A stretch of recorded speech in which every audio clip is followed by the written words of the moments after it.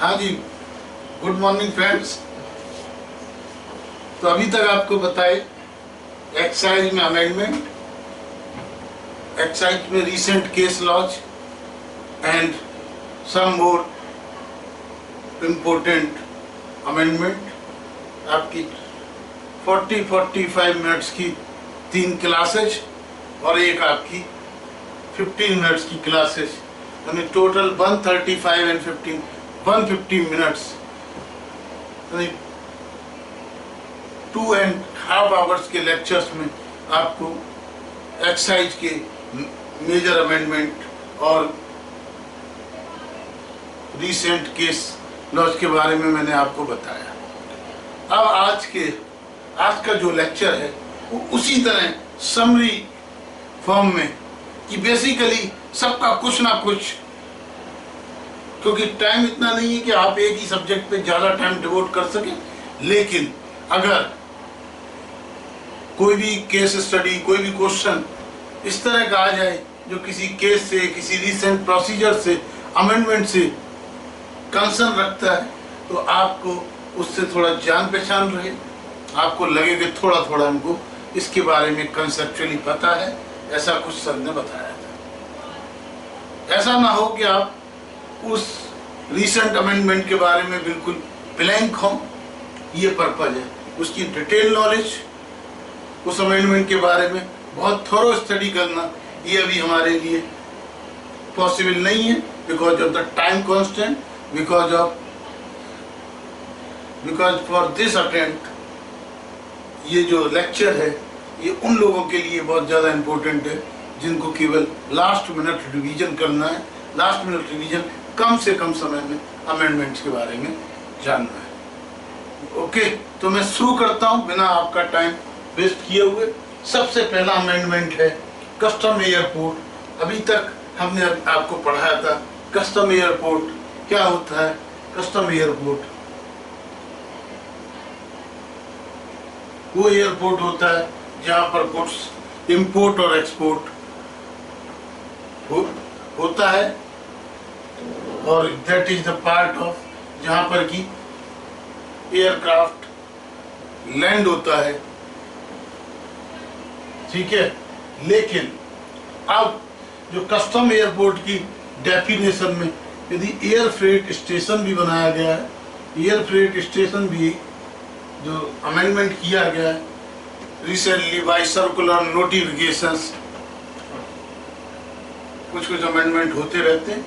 ये जो अमेंडमेंट हुआ है कस्टम एयरपोर्ट में, अब एयरपोर्ट के अलावा एयर फ्रेट स्टेशन भी आएगा। ओके, सेकेंड अमेंडमेंट है कि जो सेंट्रल वो CBEC है, इट में appoint air freight station and inland container depot. Okay, commerce ministry के अलावा जो central board of excise and custom है, अब ये भी डिसाइड कर सकता है और ऑथोराइज कर सकता है, रिकग्नाइज कर सकता है एयर फ्रेट स्टेशन को और इनलैंड कंटेनर डिपो को। ये इनलैंड कंटेनर डिपो को अपॉइंट कर सकता है और ये अपॉइंट कर सकता है एयर फ्रेट स्टेशन। एक और बहुत जबरदस्त अमेंडमेंट है, ये फिल्टर का इंपोर्ट। आपको पता होगा या आपने सुना होगा, सिगरेट पीते हुए देखा होगा, हो सकता है कुछ लोग आप में से सिगरेट स्मोकिंग करते भी हों, तो सिगरेट के पीछे जो फिल्टर होता है देखा है? हाँ, तो फिल्टर इंपोर्ट, जो फिल्टर वाला जो पोर्शन है, इसकी फिल्टर की रोल आते हैं पूरा, तो जो स्टिक आती है फिल्टर की, तो स्टिक के लिए अब फिल्टर केवल ओनली फॉर सिगरेट एंड बीड़ी के यूज के अलावा किसी और यूज के लिए फिल्टर का इंपोर्ट नहीं हो सकता। Filter can be imported only for cigarette and bidi. उसके अलावा पैरेलल इंपोर्ट, पैरेलल इंपोर्ट याद है आपको, बताया था हमने पैरेलल इंपोर्ट क्या होता है।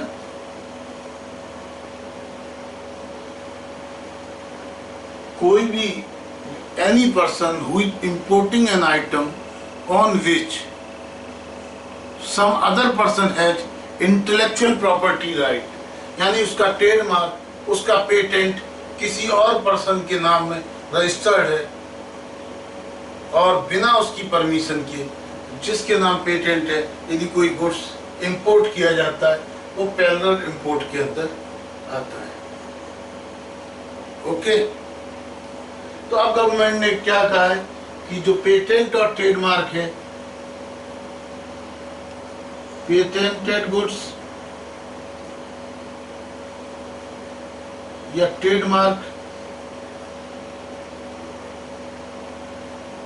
पेटेंटेड एंड ट्रेडमार्क, ये गुड्स का इंपोर्ट हो सकता है, लेकिन यदि डिजाइन,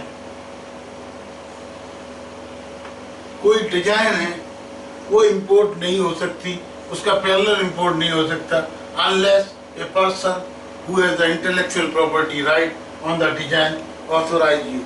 पेटेंटेड गुड्स हो सकता है, ट्रेडमार्क गुड्स हो सकता है, इनका पैरेलल इंपोर्ट हो सकता है, लेकिन इन डिजाइन का इंपोर्ट नहीं हो सकता। आजकल का जमाना कंप्यूटर का जमाना है, ये क्या है, ई। आज आप लेक्चर कैसे देख रहे हैं, ई लेक्चर देख रहे हैं। आज आप इनकम टैक्स की रिटर्न कैसे फाइल करते हैं, मैनुअली जाके फाइल करते हैं, नहीं, अपलोड करते हैं। सर्विस टैक्स की रिटर्न कैसे करते हैं, अपलोड करते हैं। टीडीएस की कैसे करते हैं, अपलोड करते हैं। सर्विस टैक्स की कैसे करते हैं, तो सब कुछ इलेक्ट्रॉनिकली होता है। तो अब इलेक्ट्रॉनिकली आपकी bill of entry in the case of the import and shipping bill in the case of export, यानी बिल ऑफ एंट्री भी अब आपको मैनुअल फाइल करने की जरूरत नहीं है। बिल ऑफ एंट्री भी आपकी कैसे फाइल हो जाएगी, बिल ऑफ एंट्री भी आपकी इलेक्ट्रॉनिकली फाइल हो जाएगी एंड शिपिंग बिल भी आपका इलेक्ट्रॉनिकली फाइल हो जाएगा। इसके लिए आपको www.ICEGATE, सीगेट की जो ICEGATE वेबसाइट है .gov.in, ये मैंने कैपिटल में केवल आपके लिए लिखा, तो ये www.ICEGATE.gov.in पर आप जाएंगे और वहाँ पर आप बिल ऑफ एंट्री का जो फॉर्म है उसको फिल करेंगे और उसको अपलोड करेंगे। तो उसके बाद में यदि सीगेट एक नंबर जनरेट कर देता है, बी नंबर जनरेट करेगा, that is the number of bill of exchange number, bill of entry number. Okay, ठीक है। तो ये जो बिल ऑफ एंट्री नंबर है, हाँ बेटे हाँ, पेमेंट तो बिल ऑफ एंट्री होगी तो साथ ही साथ आपको इंटरनेट से इंपोर्ट ड्यूटी पेमेंट करने का भी प्रोविजन होगा, तो आप इंपोर्ट ड्यूटी भी पे कर सकते हैं और इसके हिसाब से बिल ऑफ एंट्री आपकी फाइल हो जाएगी। शिपिंग बिल के अंदर दो चीजें हैं, या तो आप एक्रेडिट के जो एक्रेडिट एजेंट हैं उनके द्वारा शिपिंग बिल फाइल करते हैं, अदरवाइज आपका up to 1 lakh equal to और लेस देन 1 लाख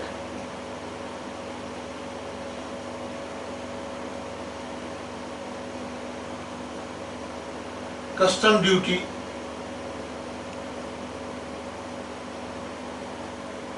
पर एंट्री।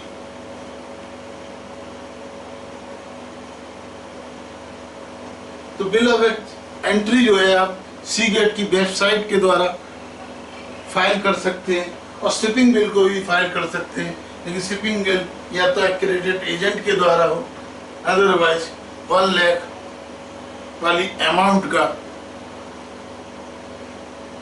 शिपिंग बिल यानी पर एंट्री 1 लाख वाले बिल आप साइन फाइल कर सकते हैं थ्रू इलेक्ट्रॉनिक मोड। तो आपको ये 5 मैंने बहुत इंपॉर्टेंट अमेंडमेंट बताए। पहला, कस्टम एयरपोर्ट के अंदर अब क्या क्या आएगा। कस्टम एयरपोर्ट के अंदर एयरपोर्ट के अलावा एयर फ्रेट स्टेशन भी एयरपोर्ट की डेफिनेशन में आएगा। सेकंड आपको मैंने क्या बताया, सेकंड ये बताया कि CBEC यानी central board of excise and custom ही अब air freight station and inland container depot appoint कर सकती है। तीसरा अमेंडमेंट मैंने आपको बताया कि जो फिल्टर है जो सिगरेट और बीड़ी में यूज होता है वो केवल सिगरेट और बीड़ी के यूज के लिए ही आ सकता है और किसी काम के लिए उसका यूज नहीं हो सकता। अदरवाइज ये इंपोर्ट पे रेस्ट्रिक्शन इसलिए लगाई गई है कि उसका मिसयूज अलग तरह की ड्रग्स वगैरह के लिए हो सकता है। फोर्थ इज पैरेलल इंपोर्ट के अंदर, पैरेलल इंपोर्ट जैसा कि मैंने आपको पहले लेक्चर्स में जो बेसिक लेक्चर्स थे जिनमें बताया था कि वो होता है पैरेलल इंपोर्ट। कौन सा इंपोर्ट होता है पैरेलल इंपोर्ट? जब कोई ऐसा प्रोडक्ट जिसका इंटेलेक्चुअल प्रॉपर्टी राइट किसी और के पास है और उसकी विदाउट परमिशंस गुड्स इंपोर्ट हो रहा है, पेटेंटेड गुड्स या ट्रेडमार्क वाला goods, in that case that will be called parallel import. नए अमेंडमेंट के हिसाब से आप पेटेंटेड गुड्स इंपोर्ट कर सकते हैं, पेटेंटेड गुड्स इंपोर्ट कर सकते हैं, ट्रेडमार्क गुड्स इंपोर्ट कर सकते हैं बिना उस पार्टी की परमिशन के लिए हुए। लेकिन कोई डिजाइन जिसका राइट किसी और पर्सन पे है विदाउट उसकी कॉन्सेंट के या बिना उसके द्वारा एक्सपोर्ट किए हुए उस गुड्स को, उस डिजाइन को हम इंपोर्ट नहीं कर सकते। पांचवा आपको मैंने बताया जिस तरह ई फाइलिंग इनकम टैक्स की हो रही है, ई फाइलिंग कंपनी लॉ के रिकॉर्ड्स की हो रही है, ROC की ई फाइलिंग हो रही है, सर्विस टैक्स की रिटर्न्स की ई फाइलिंग हो रही है। इसी तरह कस्टम में अब बिल ऑफ एंट्री आपको पता है इंपोर्ट के टाइम पे बिल ऑफ एंट्री फाइल करके कस्टम ड्यूटी पे करने के बाद ही माल होम कंजम्पशन के लिए बाहर आ सकता है। जिस तरह आप मेट्रो में सफर करने के बाद में जब तक कार्ड स्वैप नहीं करते आप बाहर नहीं आ सकते, तो स्वैप करते समय आपका पैसा भी कटेगा। इसी तरह bill of entry mall home consumption के लिए जब बाहर आता है तो आपका एक तरह से कार्ड स्वैप ही है। अब वो इलेक्ट्रॉनिकली भी बिल ऑफ एंट्री फाइल की जा सकती है। इसी तरह सेल्स के केस में यानी एक्सपोर्ट के केस में शिपिंग बिल भी इलेक्ट्रॉनिकली फाइल किया जा सकता है एक्रेडिटेड एजेंट्स के द्वारा या फिर 1 लाख वाले ट्रांजेक्शन्स के लिए। ओके, पर कस्टमर 1 लाख इज पर कस्टमर पर एंट्री ट्रांजेक्शन है। ये मैंने आपको 5 अमेंडमेंट बहुत जल्दी में आपको बताए। उसके अलावा कुछ और अमेंडमेंट मैं आपको बताता हूँ। ये आपने कॉपी कर लिया हो तो इसको हम इरेज कर देते हैं।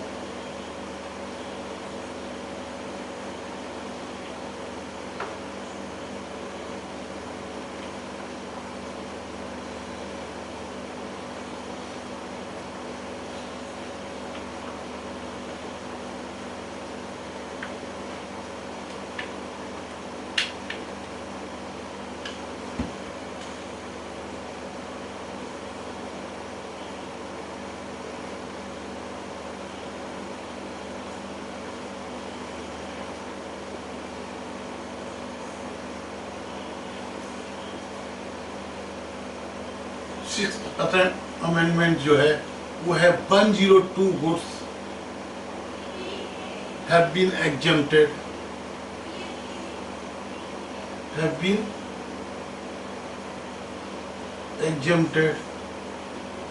from additional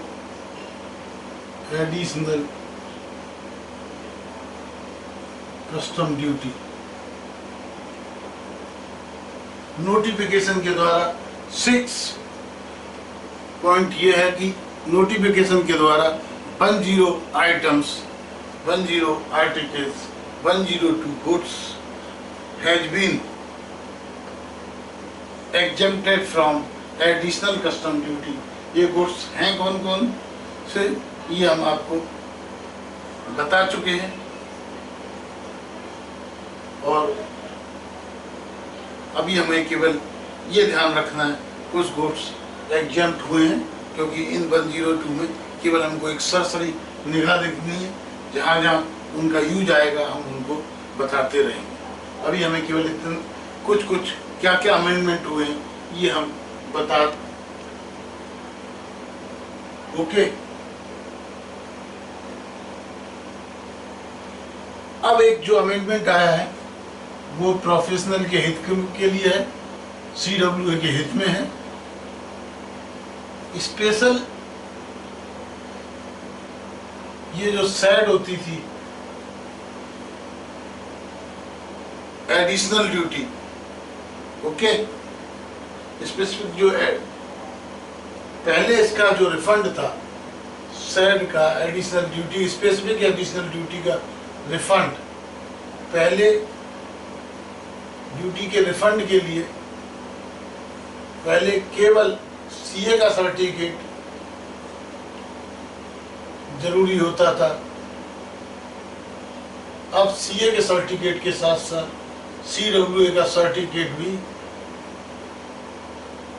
यानी सेट के रिफंड के लिए जो सर्टिफिकेशन करना पड़ता है कि कैलकुलेशन ठीक है या नहीं है, ये पहले केवल CA का सर्टिफिकेट मान्य था। अब ये रिफंड CWA के सर्टिफिकेट के बेसिस पे भी हो सकता है। ओके,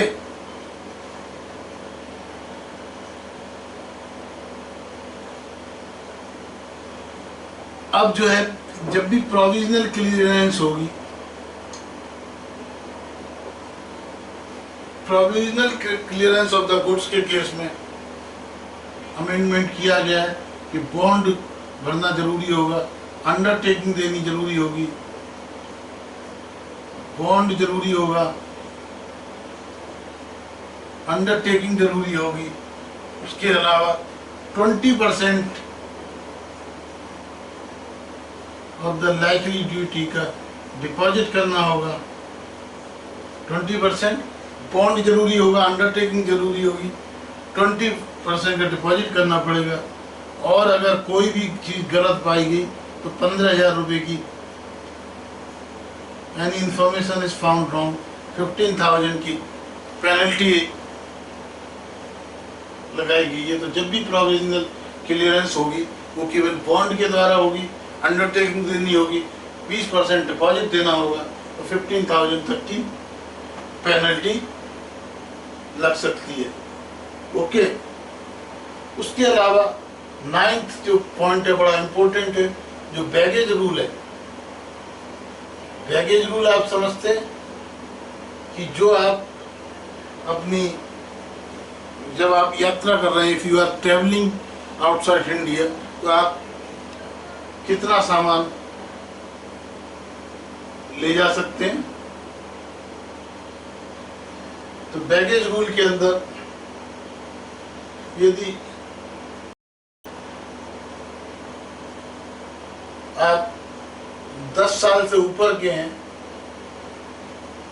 और प्लस 3 दिन से ज्यादा, 3 डेज है, मोर देन 3 डेज का आपका टूर है, तो आप 35 के ले जा सकते हैं। जो पहले 25 था उसकी जगह आप 35 ले जा सकते हैं। इसी तरह अगर ये लेस देन और इक्वल टू 3 डेज है तो आप 15 kg ले जा सकते हैं, जो पहले 12 kg था। तो बैगेज रूल के अंदर ये चेंज हुआ है। ओके,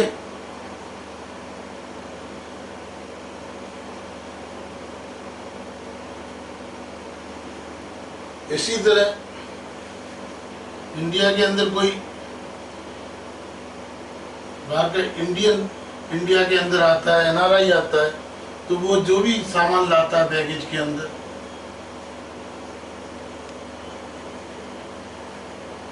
उसको जितना यूज कर लेता है, कंजम्पशन कर लेता है, वो सब ड्यूटी माफ है। लेकिन फॉरेन पर्सन के लिए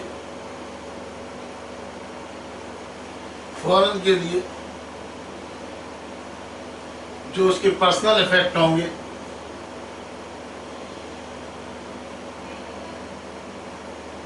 पर्सनल इफेक्ट वो 8,000 रुपये तक के ही हो सकते हैं, और पाक नेशनल के लिए फॉरेन पर्सनल इफेक्ट 6,000 रुपये तक के हो सकते हैं। ये सारा चेंज बैगेज रूल में हुआ है। आप जब बैगेज रूल जो मैंने आपको पढ़ाए थे उससे आप लिंकेज करेंगे तो आपको बहुत जल्दी ये अमेंडमेंट पता लग जाएंगे। ओके, आज का क्लास का मतलब कोई चीज़ बहुत ज़्यादा समझाना नहीं है, अंडरस्टैंडिंग नहीं है, दिस इज केवल आपको नॉलेज फेंक रहे हैं।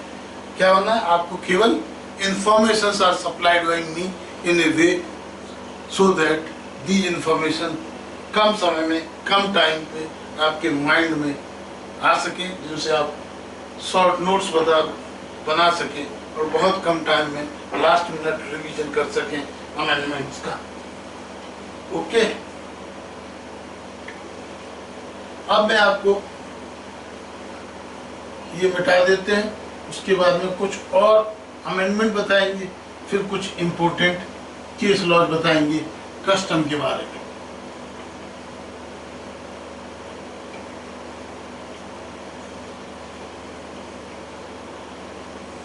ओके, तो जो चेंज है, तो सबसे पहले एक चेंज बता देते हैं कि एक प्रोसीजर प्रिस्क्राइब किया गया है, procedure for revoking registration of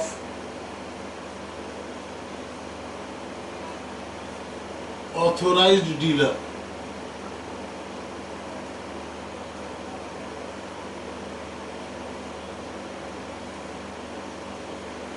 authorised dealer के रिवोकेशन का प्रोसीजर बताया गया है। तो इसमें प्रोसीजर में सबसे पहले क्या है कि जब भी यानी डिपार्टमेंट को किसी ऑथोराइज्ड डीलर का जो लाइसेंस है वो रिवोक करना है तो उसको नोटिस देना होगा। नोटिस देने के बाद में जो ऑथोराइज्ड डीलर है वो 45 डेज के अंदर, विद इन 45 डेज एक अपना रिटन स्टेटमेंट फाइल करेगा।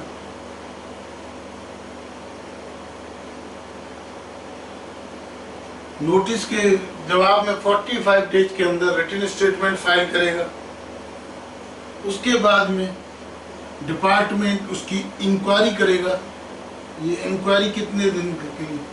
3 मंथ्स में। ये हम मिटा देते हैं। इंक्वायरी करेगा,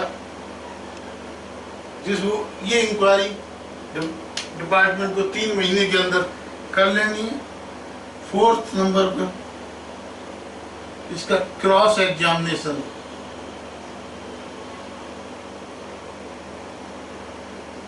जो रिटन स्टेटमेंट ऑथोराइज्ड डीलर ने दिया है, इंक्वायरी करने के बाद में उससे सवाल जवाब होंगे, यानी क्रॉस एग्जामिनेशन किया जाएगा। उनके बेसिस पे एविडेंस गैदर कर और उन सब on the basis of the evidence report बनाई जाएगी और रिपोर्ट के बेसिस पे उस रिपोर्ट में जो भी एक्सप्लेनेशन होंगे ऑथोराइज्ड डीलर के, उन एक्सप्लेनेशंस को कंसीडर किया जाएगा। ओके, इन रिपोर्ट के बाद में ऑथोराइज्ड डीलर चाहे तो 60 डेज के अंदर एक अपना रिप्रेजेंटेशन सबमिट कर सकता है विद इन 60 डेज, 60 डेज के अंदर अपना रिप्रेजेंटेशन दे सकता है। उस रिप्रेजेंटेशन के बाद में ही कोई ऑर्डर पास होगा। उसके बाद डिपार्टमेंट पास ऑर्डर, जो भी ऑर्डर होगा, whether the registration will be revoked और नॉट, लेकिन प्रोसीजर यही फॉलो होगा। नोटिस होगा, डिपार्टमेंट सबसे पहले नोटिस देगा। नोटिस देने के बाद में उनको ऑथोराइज डीलर को टाइम देगा कि 45 डेज के अंदर यदि ऑथोराइज डीलर चाहे तो रिटन स्टेटमेंट सबमिट कर सकता है। रिटन स्टेटमेंट सबमिट करने के बाद में रिटन स्टेटमेंट के कंटेंट्स को देखते हुए 3 महीने तक इंक्वायरी करेगा डिपार्टमेंट। इंक्वायरी करने के बाद में क्रॉस एग्जामिन करेगा रिटन स्टेटमेंट को, और क्रॉस एग्जामिन करने के बाद में यानी फर्दर चिट्ठी पत्री बातचीत बहुत सारी चीज़ों के जवाब ऑथोराइज डीलर से मांगे जाएंगे। उसके बाद उन सब कॉरस्पॉन्डेंस, उन सब इंक्वायरी, उस रिटन स्टेटमेंट क्रॉस एग्जामिनेशन से एविडेंस गैदर करके रिपोर्ट बनाई जाएगी, और साथ ही साथ उस रिपोर्ट पर एक्सप्लेनेशन लिए जाएंगे। उस रिपोर्ट और एक्सप्लेनेशन के बाद में एक मौका दिया जाएगा कि 60 दिन के अंदर उस रिपोर्ट के अगेंस्ट कोई भी रिप्रेजेंटेशन यदि ऑथोराइज डीलर देना चाहता है तो रिप्रेजेंटेशन दे सकता है, और उस रिप्रेजेंटेशन के बाद ऑर्डर पास कर दिया जाएगा। ये एक प्रोसीजर नया आया कस्टम एक्ट के अंदर, तो मैंने आपको ये प्रोसीजर शॉर्ट में बताया है, क्योंकि हो सकता है कोई थ्योरी का क्वेश्चन या short note procedure for revoking registration of the authorise dealer भी आ सकता है। हो सकता है 1 नंबर का क्वेश्चन हो सकता है 2 नंबर का क्वेश्चन हो, लेकिन इस पे क्वेश्चन बन सकता है। इसलिए इसकी नॉलेज, क्योंकि ये लेटेस्ट अमेंडमेंट है, तो ये देना मैं समझता हूँ ये ठीक रहे। अब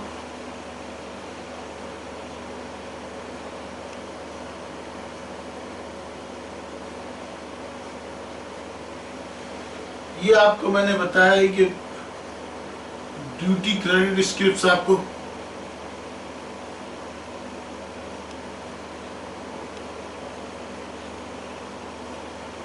बता रखी है। SPIS, BK गोय, FMS,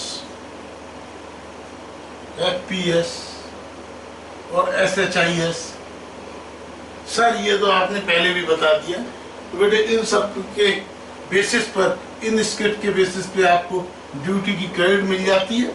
मैं ऑलरेडी बता चुका हूँ, और आप सबका भी कहना है कि इस पर सर बार बार डिस्कस मत कीजिए, तो मैं आपको केवल रिमाइंड करा रहा हूँ। SIFS, SFIs, BK गाय, FMS, FPS, SSI, ये जो ड्यूटी क्रेडिट स्क्रिप्ट्स हैं, इनके बेसिस पे ड्यूटी क्रेडिट मिल जाएगी। लेकिन बस ध्यान रखने वाली बात यह है, 28AA सेक्शन आ चुका है। यदि आपने कोई फ्रॉडुलेंट इसके बेसिस पे ड्यूटी अवेल की, तो उसमें आपको 28AA के हिसाब से जो भी कंसिक्वेंसेज हैं वो आपको बियर करने होंगे, भुगतने होंगे। ये आपको मैं इस ड्यूटी क्रेडिट स्क्रिप्ट्स के बारे में, अब मैं आपको थोड़े से, आपको पता है आज की डेट में चाइना तो वो एंटी डंपिंग कर रहा है।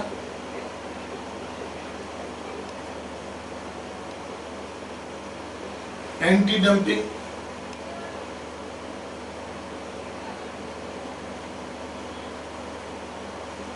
तो जो एंटी डंपिंग ड्यूटी लगती है, तो एंटी डंपिंग ड्यूटी के रिफंड है, तो एंटी ड्यूटी के रिफंड के रेट भी स्पेसिफाई किए गए हैं कि आज की डेट में एंटी डंपिंग ड्यूटी के रेट बदल गए हैं। ये आपको नोट करना है। इसी तरह ये जो सेफगार्ड ड्यूटी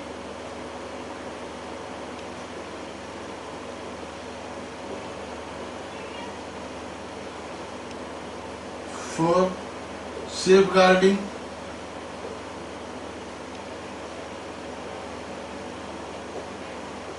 Indian industries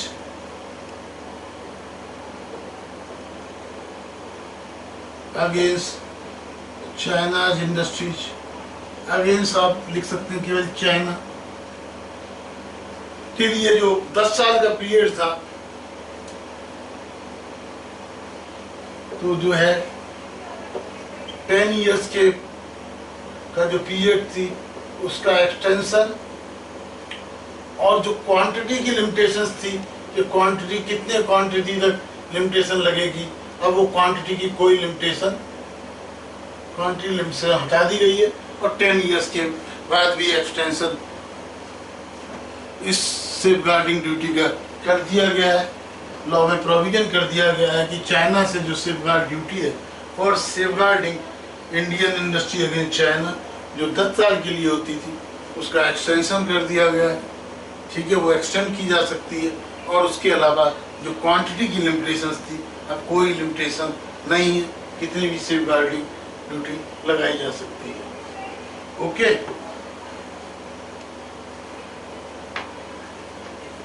अब कुछ इंपॉर्टेंट केसेज हैं कस्टम के, कस्टम प्रोसीजर्स और कस्टम लॉ के।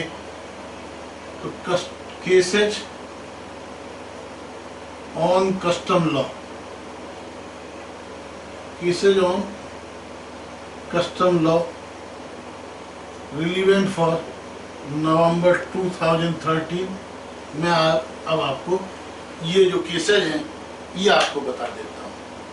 ओके सर, आपने तो ये ओवल शेप में बना दिया, ये जानबूझ के बनाया है ओवल शेप में, क्योंकि थोड़े ज़्यादा केस लॉज इसके अंदर आ सकते हैं।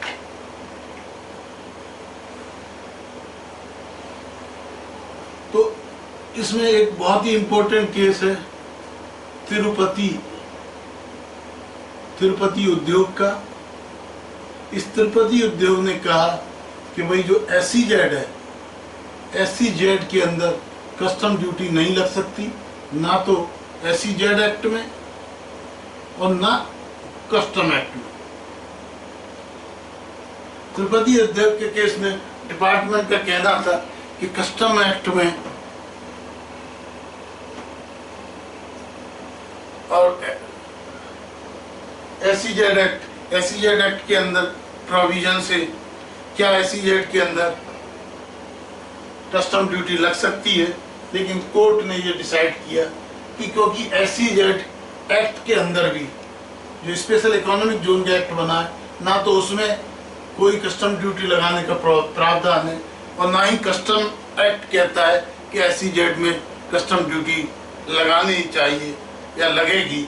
इसलिए तिरुपति उद्योग के अंदर ये डिसीजन हुआ कि SEZ पे कस्टम ड्यूटी नहीं लगेगी किसी भी सूरत में, किसी भी ना SEZ के अंदर एक्ट के अंदर, ना कस्टम एक्ट के अंदर। यदि DTA से भी और कहीं से भी माल SEZ के अंदर भेजा जाता है। ओके, एक और इम्पोर्टेंट केस था ड्रगले इंडिया प्राइवेट लिमिटेड का।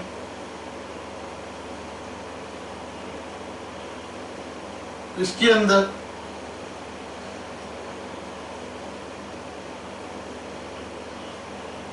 कंपनी ने क्या किया, कुछ गुड्स मिस डिक्लेरेशन के बेसिस पर कुछ गुड्स होम कंजम्पशन के लिए क्लियर करा लिया on the basis of miss declaration. बाद में डिपार्टमेंट ने वो सारा गुड्स कन्फिस्केट कर लिया।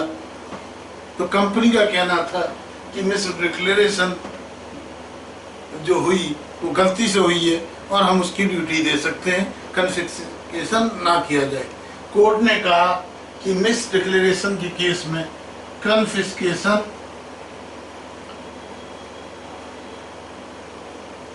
वैलिड है, क्योंकि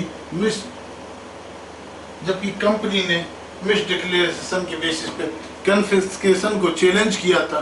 कोर्ट ने कहा कन्फिस्केशन हो जाएगा अगर मिस डिक्लेरेशन के बेसिस पे गुड्स को क्लियर कराया गया है। ओके, अब एक और बहुत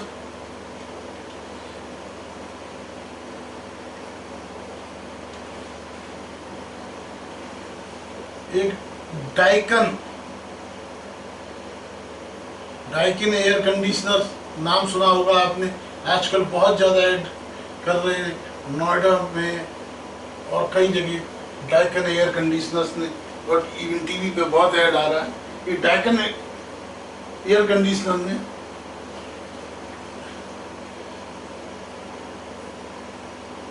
कुछ इंडोर जो स्प्लिट एसी होते हैं, इसकी 2 यूनिट होती हैं, इंडोर यूनिट एंड दूसरी होती है आउटडोर यूनिट। 2 यूनिट होती है, यस सर, ये 2 यूनिट होती है। तो इस कंपनी ने क्या किया, इसने कुछ एसी बेचे इंडोर प्लस आउटडोर, कुछ एसी बेचे इंडोर, कुछ एसी बेचे केवल आउटडोर यूनिट। इसने कुछ एसी तो उसके बाद कुछ इंडोर यूनिट पर कंपनी ने क्या किया, स्टैंड एलोन एग्जेम्पशन क्लेम की। स्टैंड एलोन एग्जेम्पशन क्या होती है? हाँ सर, वो हमको पता है, आप पहले भी बता चुके हैं। तो बेटे यहाँ पे केवल मैं रिवीजन करा रहा हूँ, फिर भी कोई चीज यदि आपको लगे कि पूछने की है आप पूछ लीजिए, अदरवाइज आप मेल कर सकते हैं drupkum@yahoo.com पर। तो इंडोर यूनिट थी, उस पर स्टैंड एलोन एग्जेम्पशन क्लेम की। डिपार्टमेंट का कहना था क्योंकि ये जो एयर कंडीशनर है, इंडोर और आउटडोर यूनिट मिला के एक एसी होता है, तो आधे हिस्से पे या केवल इंडोर यूनिट पे स्टैंड एलोन एग्जेम्पशन नहीं मिल सकती। लेकिन कोर्ट ने कंपनी की प्ली को माना और कोर्ट ने कहा कि कुछ एसी अगर इंडोर और आउटडोर दोनों को एक साथ मिलाकर बेचे गए हैं, इसका मतलब ये नहीं है कि वो अकेले नहीं बेचे जा सकते या उन पर स्टैंड एलोन एग्जेम्पशन नहीं मिलेगी, ये नहीं कहा जा सकता। इसलिए stand alone exemption allowed by the court.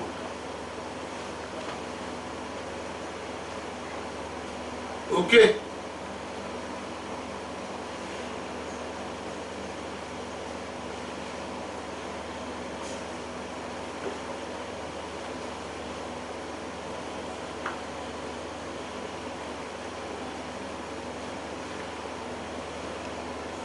Film marketing company का केस, फिल्म मार्केट कंपनी के केस में क्या हुआ था, जो गुड्स इंपोर्ट किया था, उस इंपोर्ट पे फर्दर प्रोसेस किया और इस फर्दर प्रोसेस पे एक्साइज ड्यूटी लगी। डिपार्टमेंट ने कहा इस पे काउंटर वेलिंग CBDV लगना चाहिए, इस पे CBDV लगना चाहिए। लेकिन डिपार्टमेंट ने कहा CBDV लगना चाहिए, तो कंपनी न्यायालय की शरण में गई, कोर्ट के पास गई। कोर्ट ने कहा क्योंकि ultimately company is paying excise duty, तो there is no need of countervailing duty. Film market के केस में कहा था कि यदि गुड्स इंपोर्ट किया गया है और उसको फर्दर प्रोसेसिंग हुई है और फर्दर प्रोसेसिंग के बाद में एक्साइज पे हुई है, तो जो काउंटर वेलिंग ड्यूटी है वो एक्साइज के लिए ही तो लगाई जाती है, और जब एक्साइज ड्यूटी पे हो चुकी है तो काउंटर वेलिंग ड्यूटी की कोई ज़रूरत नहीं।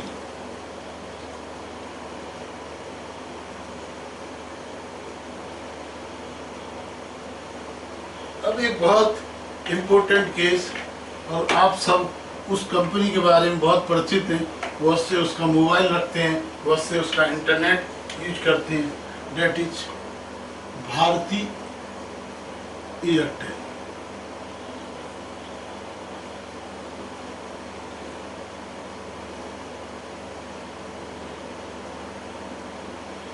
तो भारती एयरटेल कुछ इक्विपमेंट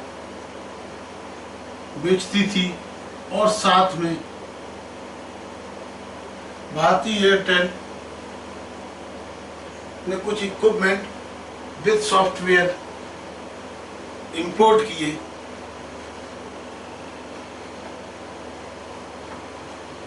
तो भारती एयरटेल का कहना था इक्विपमेंट अलग है एंड सॉफ्टवेयर अलग चीज है। तो ड्यूटी, क्योंकि इक्विपमेंट अलग से बेचे जा सकते हैं, सॉफ्टवेयर अलग से बेचे जा सकते हैं। तो जैसा कि पहले वोडाफोन केस में हुआ था,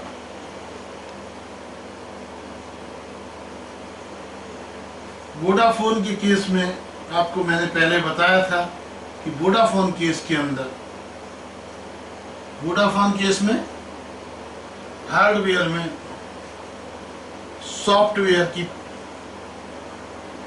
को नहीं जोड़ा था। क्योंकि नहीं जोड़ा था, क्यों नहीं जोड़ा था?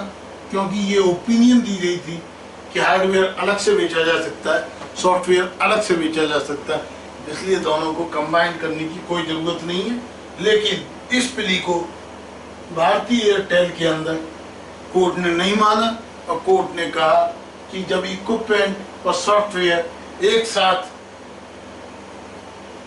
खरीदे गए हैं या इंपोर्ट किए गए हैं, और वो इक्विपमेंट बिना सॉफ्टवेयर के यूज नहीं हो सकता, तो हालांकि इक्विपमेंट अकेला बेचा जा सकता है, सॉफ्टवेयर अकेला बेचा जा सकता है, इवन देन इनका जो वैल्यूएशन होगा वो इक्विपमेंट प्लस सॉफ्टवेयर करके होगा, दोनों को जोड़ा जाएगा, दोनों को जोड़ा जाएगा।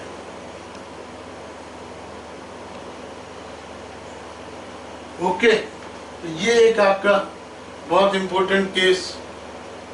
अब 3 केस मैं आपको और बताता हूं, उसके बाद में मैं आज की क्लास फिनिश करूंगा, क्योंकि कम कम समय की क्लासेस ली जा रही हैं। आपको सारे सब्जेक्ट्स का रिवीजन करना है।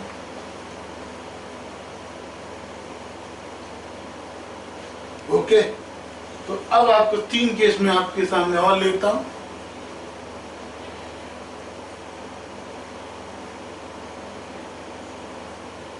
एक केस है आपका डेकोरेटिव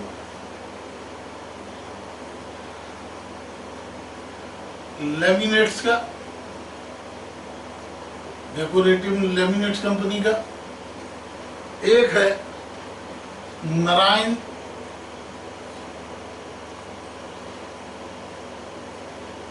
नाम्बिया मेहता,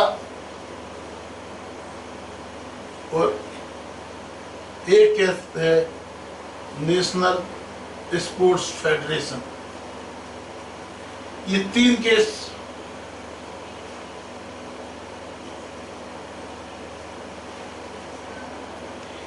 ऐसा है कि वेयर हाउस में माल रखवाया डेकोरेटिव, और इसकी बिलेटेड